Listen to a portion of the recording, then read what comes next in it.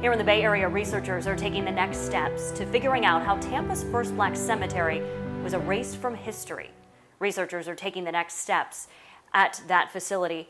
Today, archaeologists confirmed there are indeed grave shafts at Robles Park Village in Tampa. They used a process called ground truthing to confirm what they saw on ground-penetrating radar last year. They're not disturbing any remains, but they are carefully stripping back the grass and topsoil to see what's in the ground.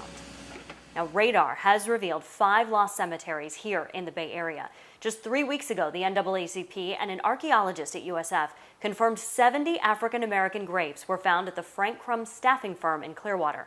Archaeologists started scanning there back in January. The graves were from the St. Matthew's Baptist Church Cemetery. It was erased in the 1950s for redevelopment.